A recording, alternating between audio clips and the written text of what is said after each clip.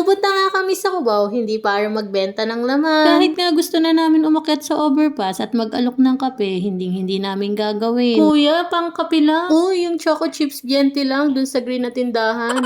Yung hirap na hirap ka nang magpapayat, lalo ka pang nasaktan. Yung akala mo baboy ka, sardinas ka naman pala. Uy, mga kuya, babae po ako. Kung hindi mga nahalata sa mukha ko, baka naman sa katawan ko.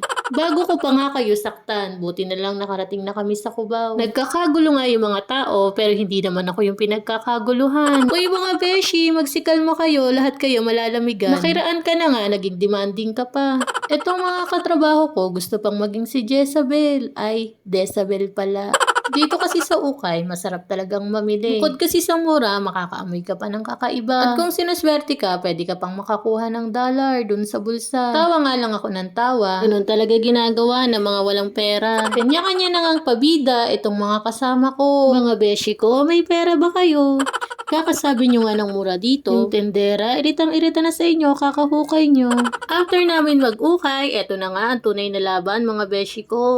Dito nga kami kakain sa Marugami Udon. Dahil nga Japanese food to, wag na kayong magulat kung paglabas ko. May dala na akong samurai para sa mga chismosa mong kapitbahay. Eto naman, ang sarap niyong saktan.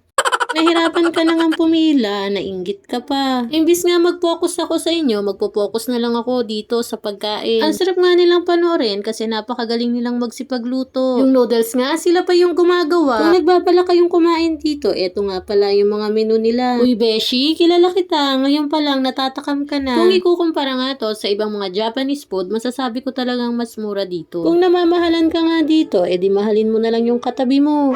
Kakain ka na nga lang, nagka-jowa ka pa. Meron din silang mga ganito na pwede mong pagpilian. After nga naming umorder, naghanap na kami ng mauupuan. Aba Beshi, ewan ko na lang talaga kung magdilim pa yung paningin mo sa dami ng ilaw. Tips ko nga sa'yo Beshi, wag na wag kang kakaing mag-isa dito. Aba, baka magulat ka, yung mukha mo nasa Facebook na, caption. Kawawa naman to. Less than 5 minutes nga, dumating na yung mga order namin. Uy Beshi, ang in-order ko nga pala, teriyaki chicken and beef special. Samata na si Sir RJ, katsudon. Kung inaakala mo nga na maliit lang yung serving neto, nagkakamali ka. Dahil sa isang mangkok neto, sigurado busog na busog ka. Beshi, ang sarap! Isa nga sa nakadagdag ng sarap sa kinakain ko, yung chopstick. Yung tipong isusubo mo na nga lang, papahirapan ka pa, makakain lang. Aba, yung kagat ko may kasamang gigil. Sa mga nakakain na nga dito, share nyo naman yung experience nyo, comment nyo sa baba. Aba Beshi, kinikilig ka ba o busog ka na? Tandaan mo Beshi, walang masarap na pagkain sa katrabaho mong broken.